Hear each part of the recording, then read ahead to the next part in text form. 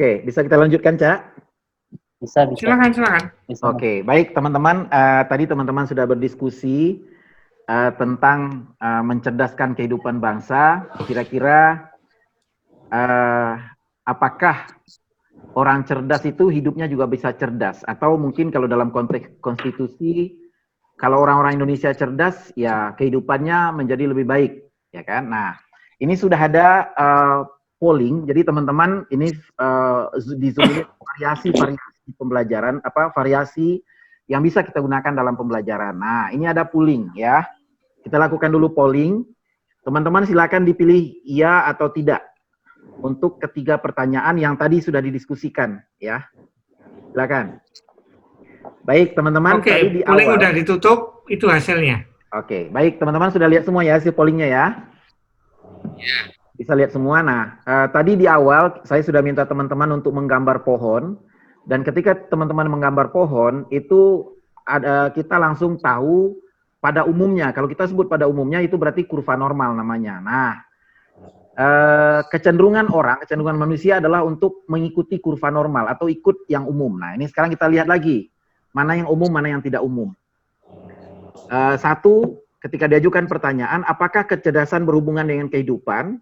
Kemudian rata-rata menjawab iya, 98% menjawab iya, ya kan? Walaupun dalam hati atau dalam pikirannya mungkin, waduh, berarti kalau saya secara ekonomi belum secara kehidupan belum maju, berarti saya kurang cerdas kan begitu? Ya, itu asumsi saya. Nah, yang kedua, apakah orang cerdas juga mampu hidup dengan cerdas? Sebenarnya ini sama saja dengan yang di atas. Di sini 77%. Nah, ini karena pertanyaannya lebih jelas, jawabannya juga makin lebih spesifik ya. Jadi berkurang jadi 77% yang menjawab iya. Kemudian yang ketiga, apakah kecerdasan dapat diukur dengan taraf pencapaian ekonomi? Nah, di sini kita dihadapkan pada kenyataan dan kemudian tiba-tiba saja tidak. Kebanyakan menjawab dengan tidak. Ya. Nah, jadi orang cerdas belum tentu secara ekonomi hidupnya bagus. Nah, ini gimana ini, Cak? Oke, kita stop dulu sampai di situ. Kita simpan jawabannya dalam pikiran kita, hasil polling ini. Kita kembali ke slide yang nomor 2, halaman 1, 2, 3, Cak. Nah, ini kita tinggalkan dulu. Nah, ini pekerjaan saya di Depok kalau lagi pusing ya. Kalau lagi di Jakarta, ada di rumah. Saya piara ayam di lantai 3. Ya. Jadi rumahnya di lantai 3 itu nggak saya atap, tapi saya ratakan, dibuat lantai. Kemudian di situ ada kandang ayam, ada tanaman-tanaman, ya kan? Nah, bahan kandangnya 90% sisa bahan bangunan, pakannya sisa bahan makanan, supaya tidak mubazir. Sejauh ini sudah ada hasil ekonomi, telur, kemudian juga ada pupuk, ya kan? Aromanya mantap pupuknya. Tapi karena di lantai 3, aromanya naik ke atas, aromanya tidak turun ke bawah. Nah, kemudian hasil pendidikannya, nah ini anak-anak di rumah, mereka sudah nggak nanya lagi, telur itu apa, ayam itu dari apa, mereka sudah nggak nanya lagi. Paling kurang begitu. Tantangan terbesar saat ini teman-teman yang suka bertani, beternak, ini purnya mahal, bahan makanannya mahal. Jadi kalau dihitung selisih ekonominya, ya yang ada rugi ayam di rumah. Ya, ayamnya bukan dilepas tapi dikasih makan. Nah, teman-teman, pertanyaannya adalah berdasarkan fakta ini atau apa yang saya lakukan ini, apakah tindakan yang lebih cerdas menurut Anda, baik sebagai orang tua maupun guru? Ya, bagaimana dengan orang tua yang sibuk misalnya? Umpamanya kalau teman-teman ada yang mengajar biologi, kemudian anak-anaknya atau murid-muridnya diminta untuk menanam sesuatu. Nah, hanya seperti itu. Tapi sekarang kasusnya ini dulu, pertanyaannya paling besar, apakah Khairil cerdas? Ya kan? Nah, kalau ini tidak usah pakai kerja kelompok karena lama. Sekarang kita kembali saja menggunakan kertas kita, teman-teman. Oke, ada ya dan tidak kan? Silakan. Teman-teman, jawab pertanyaannya. Cak boleh kembali ke aula, Cak.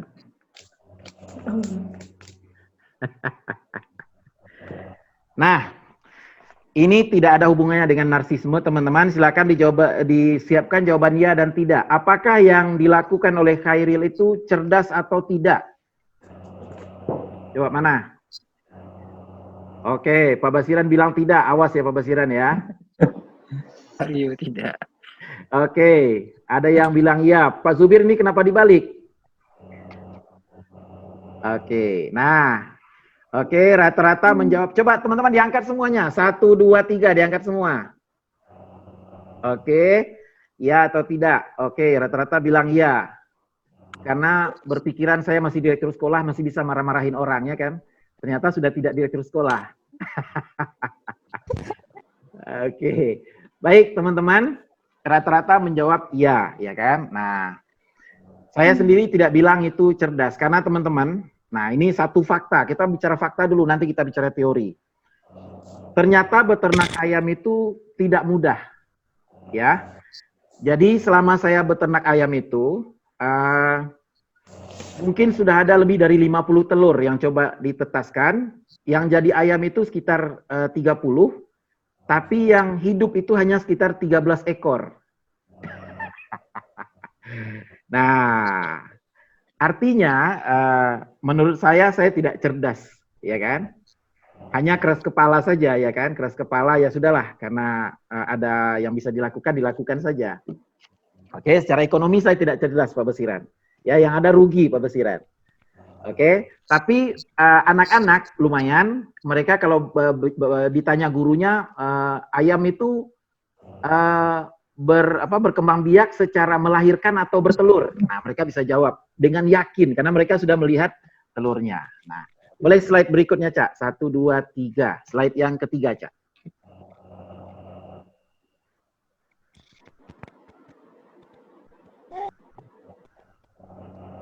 Nah, ini karena saya ini gampang terpengaruh, ya kan, ketakutan.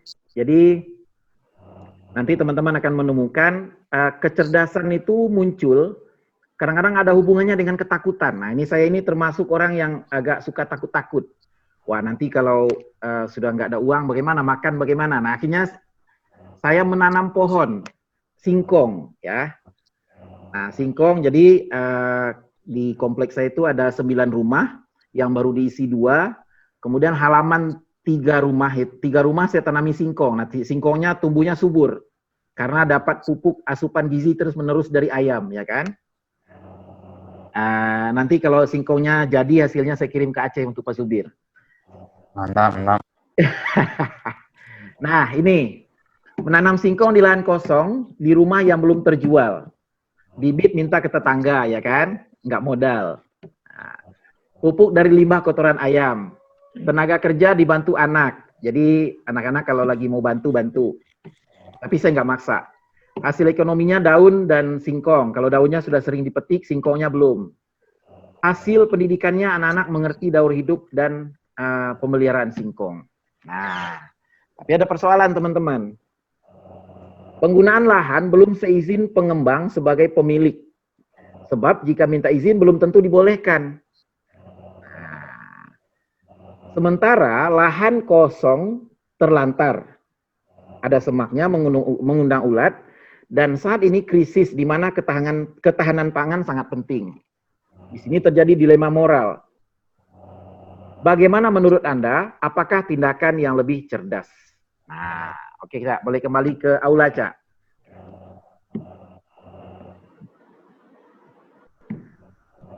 Nah, nanti tindakannya lebih cerdasnya, saya ingin mengajak teman-teman dulu untuk mengenal apa yang kita sebut dengan kecerdasan moral. Ya, nanti ada namanya kecerdasan moral. Apa itu kecerdasan moral? Nanti sajalah kita bahas.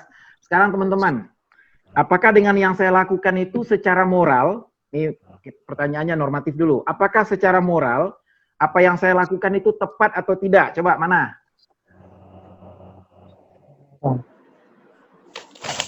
Ya. Apakah secara moral yang saya lakukan itu tindakan yang tepat atau tidak? Sesuatu yang ya tepat atau tidak lah jawabannya. Ada yang bilang tidak. Mana coba, mana? 1, 2, 3 diangkat semua. Biar nggak ngantuk. Nurul Aulia belum muncul. Oke, Pak Zubir belum muncul. Tahan Sukma nanti kita tanam semua Pak Zubir. Oke, baik. Rata-rata secara moral bilang tidak, ya kan? Oke. Nah, alasannya pasti karena saya tidak minta izin ke pengembang, ya kan? Oke. Nah, tapi bagaimana umpamanya kalau, ya kan? Dalam situasi krisis, kita kelaparan, boleh nggak kita menanami, ya kan? Atau umpamanya yang lebih berat lagi, dalam situasi kita sakit, kemudian kita nggak punya uang beli obat, ya kan? Dan nggak ada cara lain selain mencuri, bagaimana? Nah, oke, nanti kita sampai pada yang namanya kecerdasan moral. Lanjut dulu, Cak. Slide berikutnya, Cak.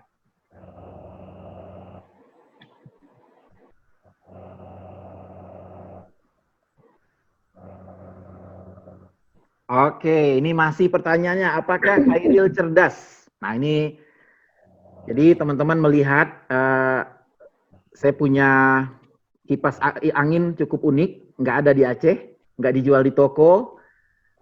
Itu dari exhaust fan yang sudah nggak terpakai, sepasang, pakai baja ringan, potong. Nah, kemudian juga karena saya suka makan kerupuk, daripada beli kerupuk, bikin kerupuk sendiri. Ada parutan, dibuatnya juga dari baja ringan. Nah, tetapi yang saya ingin angkat di sini adalah, teman-teman, karena kita bulan puasa, umpamanya begini, bulan puasa itu seringkali kita mubazir. Nah, pakai pertanyaan saja supaya biar lebih jelas.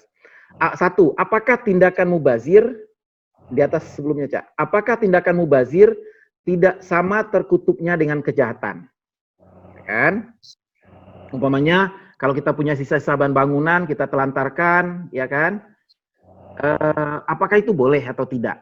Nah, secara agama ya, biar kita cerdas nih secara agama nih. Yang kedua, khusus bulan Ramadan, apakah kemubaziran meningkat atau menurun? Nanti kita tanyakan, kita polling ya tidak, cepat saja, tidak pakai polling. Sebelumnya, Cak. Nah, di sekolah Sukma Bangsa, seringkali guru-guru atau karyawan menelantarkan meja, kursi, alat-alat mengajar, lampu dalam keadaan menyala, keran terbuka, dan seterusnya. Benar kan ya? Benar nggak, San? Iya. Iya. Apakah itu tak sama hukumnya dengan tindakan kemubaziran membuang-buang makanan? Nah, ayo. Terus, kemudian, lalu apakah kecerdasan beragama itu semata-mata rajin beribadah atau hafal ayat-ayat? Nah, oke, baik. Kita kembali ke aula, Cak. Baik, teman-teman. Saya ajukan pertanyaan dulu, dijawab ya atau tidak, teman-teman. Bulan Ramadan, apakah bulan Ramadan kemubaziran meningkat atau tidak? Ya atau tidak? Coba, teman-teman. Apakah pada bulan Ramadan orang menjadi lebih mubazir atau tidak? Atau kita menjadi lebih mubazir atau tidak? Kartika, mana kertasnya? Nggak kelihatan? Bengong, Kartika. Oke. Mubazir atau tidak? Oke, ada yang ya atau tidak. Tetapi yang jelas sampah makanan makin banyak, ya kan? Ada yang bilang, wah ini diserahkan saja ke semut, biar semut yang menghabiskan. Itu kan seolah-olah kita mau bilang, Tuhan gak cerdas.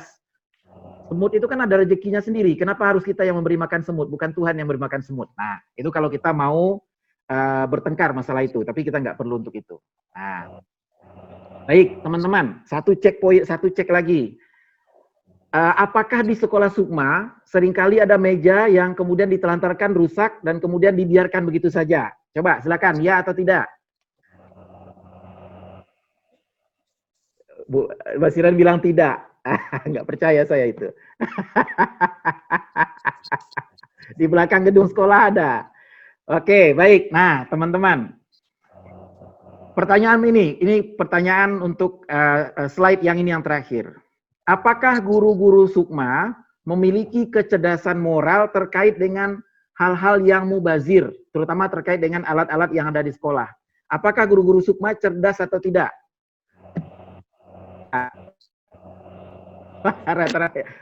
Pak Harif bilang iya. Pak Basiran bilang iya. Oke, berarti Cak Tongki nanti kalau cek lagi nggak lagi meja-meja alat-alat tulis yang berserakan, ya nggak? Nah, oke. Baik, slide berikutnya teman-teman, Pak Tongki.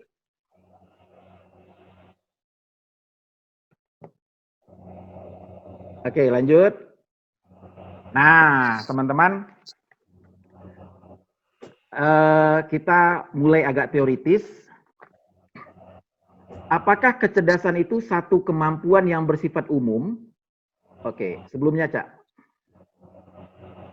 Atau beberapa sistem kemampuan yang berdiri sendiri, ya. Nah, ini tadi ada pertanyaan ketika ditanya, apakah orang yang cerdas juga mampu hidup cerdas? Ada bilang iya, ada yang bilang tidak. Apakah orang yang cerdas itu juga secara ekonomi hidupnya bagus atau tidak? Ada yang bilang, ada yang tidak. Tapi kebanyakan bilang tidak, ya kan? Nah, itu sama dengan apakah orang yang cerdas pada umumnya juga hidup dengan cerdas atau tidak, kan begitu. Nah, apakah kecerdasan itu suatu kualitas dari otak, karakteristik perilaku, atau serangkaian pengetahuan dan keterampilan? Tadi waktu saya masuk kelas Pak Nailul, ke kelompoknya Pak Nailul bilang bahwa orang cerdas itu juga tergantung nutrisi. Itu kan berarti kalau kita bilang kecerdasan itu berhubungan dengan otak, ya kan? Nah, berikutnya, apakah kecerdasan itu bawaan atau diwarisi? Atau sebaliknya, sesuatu yang didapat karena pendidikan atau latihan? Nah, ini kira-kira perdebatannya di kalangan ahli psikologi. Apakah kecerdasan itu sesuatu yang ya udah kita lahir, kita sudah mendapat warisan kecerdasan dan seterusnya.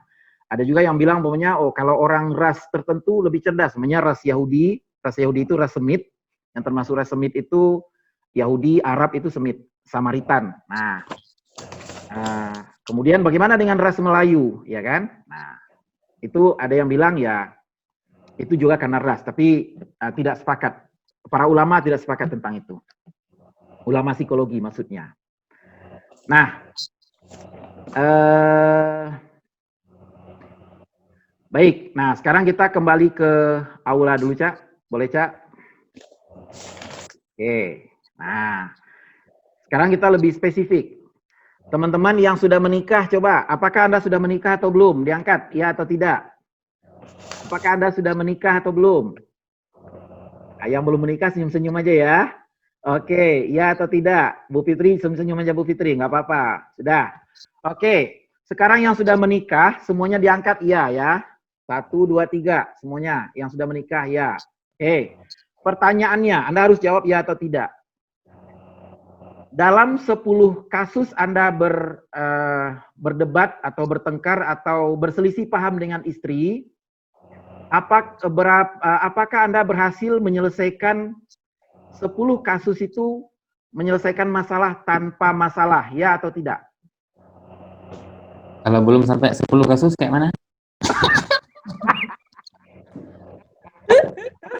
Oke, boleh kurang 5, ya kan? Oke. Ini kita Pak Kairil, usul. Ya, apa? Ini sebagian teman-teman kan tidak menggunakan video, mungkin karena jaringan. Oke. Alternatif yang lain kita bisa pakai fitur reaction di bawah, ya, bagi yang tidak menggunakan video. Kalau yang video bisa menunjukkan kertasnya. Kita sepakati saja, kalau ya itu tanda jempol, reaction itu di bawah. Kalau tidak itu tanda tepuk tangan, karena cuma ada 2. Sementara itu ya. Oke, thank you. Mantap. Berarti saya kurang cerdas terkait dengan Zoom, ya enggak? Oke, baik teman-teman yang sudah menikah. Tadi yang sudah menikah coba. Dari 5 persoalan yang terjadi antara Anda dan istri atau dengan suami, apakah Anda berhasil menyelesaikan semuanya secara menyelesaikan masalah tanpa masalah? Kira-kira begitu, ya atau tidak? Oke. Oke, banyak yang iya, ya kan? Ya, oke. Baik, ada juga yang nggak menjawab. Ini saya jadi curiga, yang nggak menjawab ini jangan-jangan kurang cerdas dalam menyelesaikan masalah, ya kan? Oke, baik teman-teman. Ya, baik kembali ke aula, Cak. Ya, teman-teman, itu bentuk lain dari apa yang kita sebut sebagai kecerdasan, ya kan? Jadi kecerdasan menyelesaikan masalah. Nah, ini masih fiturnya. Baik, kita kembali ke slide, Cak. Slide berikutnya, Cak.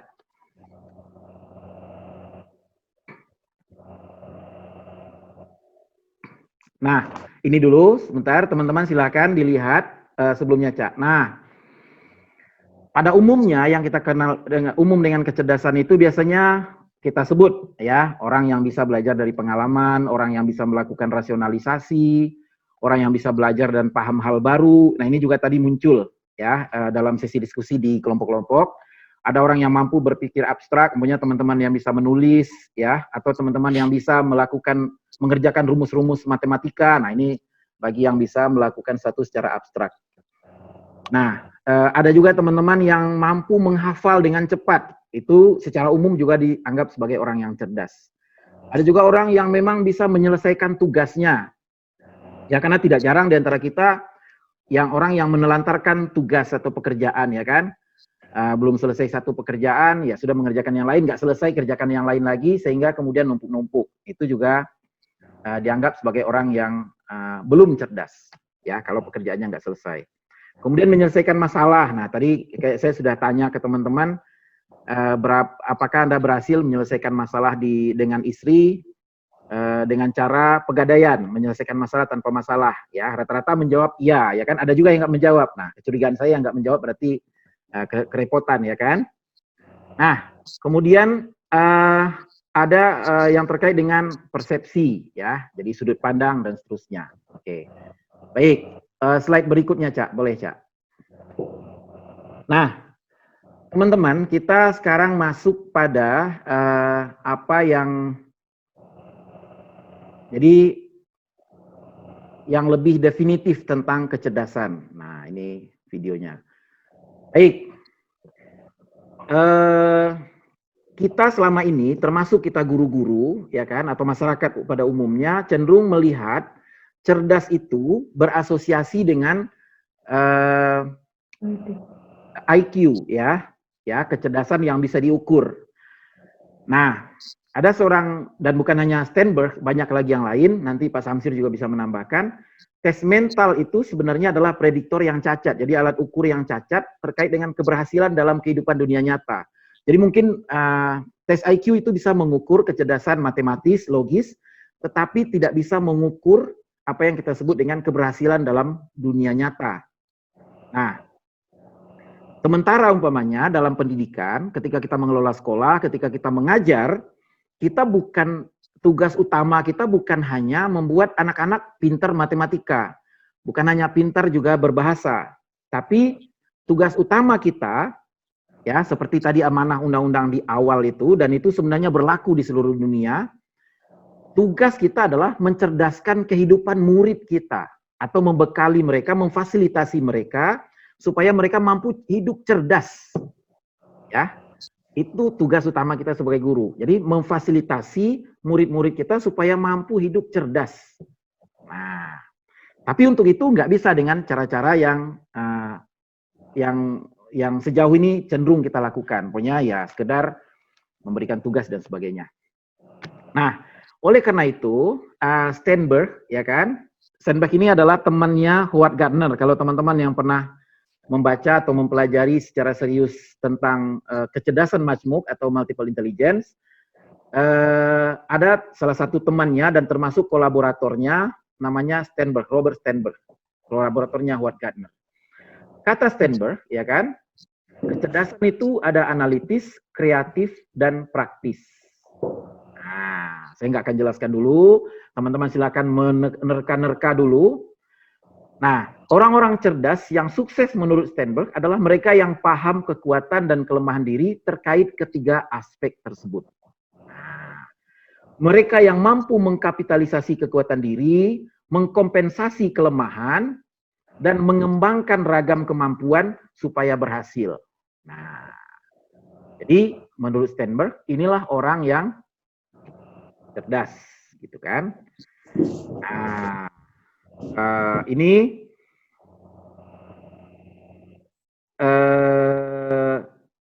selanjutnya supaya tidak terlalu panjang, boleh kembali ke forum, Cak. Ya, Pak Hairil, kita ada waktu diskusi tanya jawab ya, Pak. Apakah sudah bisa dimulai atau masih ingin menampilkan slide-nya. Ya, ini kan kita sudah tanya jawab terus. Mungkin kita sesuaikan dulu dengan ini, Chan, San, ya, karena kita dari tadi sebenarnya sudah interaktif.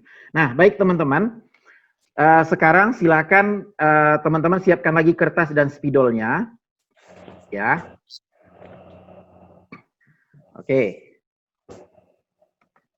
Oke, silakan siapkan kertas dan spidolnya.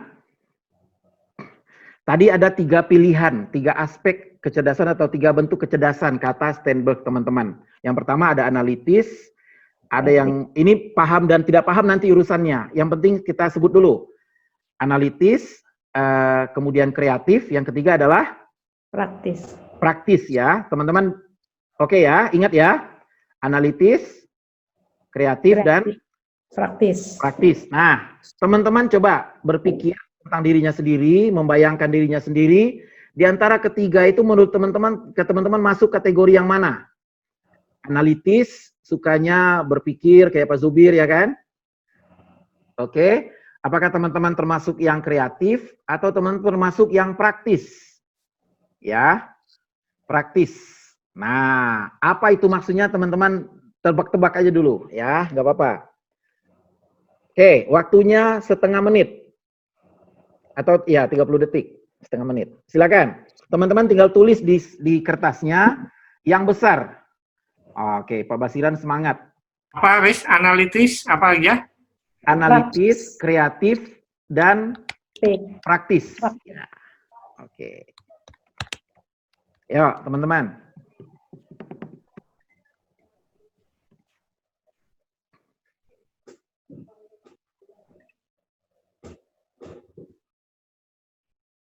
Oke, sudah? Baik, dalam hitungan 3 semuanya menunjukkan ya. Oke.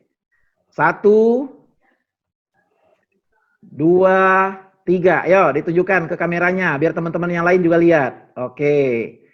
Oke, Pak Anas bilangnya analitis ya. Bu Nana bilangnya kreatif. Oke, oh ini Pak Tongki lagi bantu.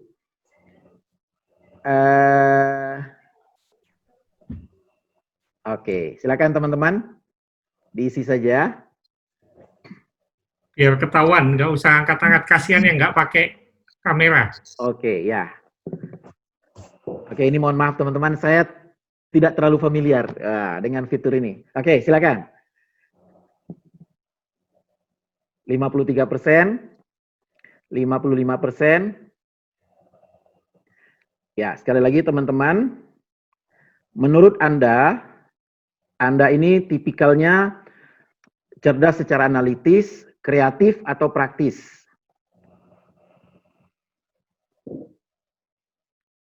Oke. Ini nanti akan bisa menjawab pertanyaan, ya kan? Nanti setelah ini akan membantu menjawab pertanyaan. Kenapa banyak orang yang kata Pak Basiran itu cerdas, ya kan? Mungkin IQ-nya cerdas, dia logis matematisnya bagus, tapi ekonominya ternyata nggak bagus, Pak Basiran. Oke.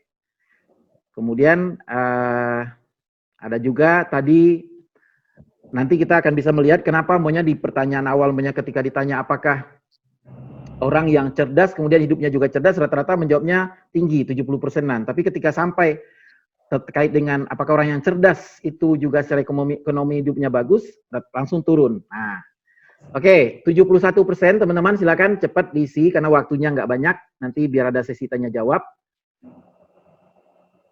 Nanti saya dimarahi Bu Susan kalau nggak ada sesi tanya jawab, ya. Bukan dimarahi, di apa San? Dipecat pasti Pak. Saya pecat jadi narsum. Oke, 75%. Apakah sudah quorum, Cak? Oke. Terserah, silakan.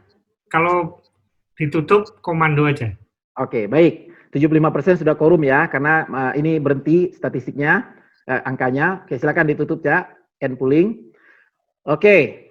Guru-guru Sukma pada hari ini menyatakan bahwa mereka merasa atau melihat diri mereka rata-rata menjawab analitis. 52% merasa diri mereka adalah orang yang analitis. Oke. Bisanya berarti ya kemungkinan mengkritik dan sebagainya ya kan. Yang merasa dirinya kreatif 24%. Ya. Kemudian yang merasa dirinya praktis, ini jangan dikacaukan dengan pragmatis ya teman-teman ya. Oke, praktis itu 29%. Ya. Nah, sebenarnya kalau ini kita kembangkan umpamanya di SMP, di SMA, banyakkan guru-gurunya seperti apa. Nanti sebenarnya bisa dicoba lagi. Nanti kita kembangkan kuesionernya. Baik, teman-teman, kita kembali ke aula dulu, Cak. Ya, rata-rata guru semua bilang mereka analitis. Ya, itu aja dulu. Nah, oke, kembali ke aula, Cak.